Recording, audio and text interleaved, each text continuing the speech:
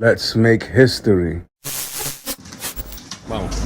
When Ponce de Leon, the original, arrived in PR in the early 1500s, he did meet one of the caciques or chiefs that he did meet from the Taino peoples was Auebana II, and he ruled the entire southern coast of Puerto Rico. And that area was called Guayanilla, which is today a town, but at that time, it was the entire southern coast. In the 1600s, Spaniards began to form settlements along the river, Rio Portugues, going all the way to the town of Guayanilla. At this point, that area became known as Ponce because Ponce de Leon's great-grandson settled there. So that chunk of land became known as Ponce. Then, in 1692, it officially became a hamlet. The hamlet is basically a mini village. But the Spanish crown granted them that. Then in the late 1700s, you had the Haitian Revolution popping off in Haiti, and people were fleeing that coming across. Now, these were people with money. These were entrepreneurs who owned slaves, and they brought their slaves with them. At the same time, people from Latin America were fleeing coups as independence were being won in coups throughout Latin America. So they also fled to Ponce. On top of that, the Spanish crown set forth a decree stating that any ally of Spain, you could have people come to PR so long as you converted to Catholicism. So between those three things, people started flocking to Ponce. It was like mass migration.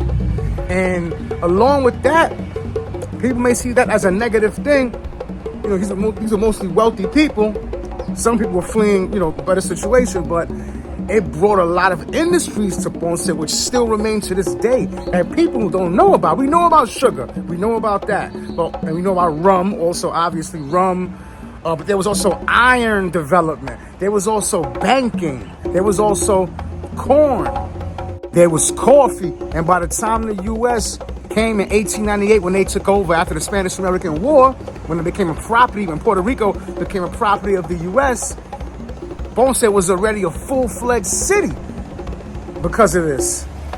And, people might be asking, why am I doing a video on Ponce? This story is dear to my heart. This history is dear to my heart because my great-grandmother, Ursula, was born and raised in Ponce. Now, Ponce is broken down into 31 neighborhoods, we call barrios, 31 neighborhoods. And my great-grandmother was from Quinto, which is towards southern Ponce, which is right next to, on a side note, Machuelo Abajo. You have Machuelo Arriba, like northern Machuelo, and Machuelo Abajo. Machuelo Abajo is where both Don Pedro Abisu Campos is from and Hector Lavoe.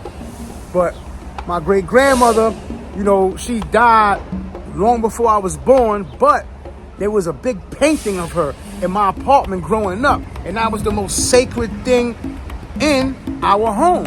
And her story is a tragic one. She moved here with my great-grandfather in the 1920s to El Barrio, and they had a family, one of them being, my grandmother who raised me, and she died at a young age. She died at 40 years old. So very sad, but her memory lives on. We still have that painting in our possession, thankfully. I remember one time when I was about 9 or 10 years old, my friends and I were, as kids do, boys do, running around reckless throughout the apartment, and I threw a wrestler. It was probably Andre the Giant or like Roddy Piper or something. I threw it, and it accidentally hit the painting, and it shattered the glass.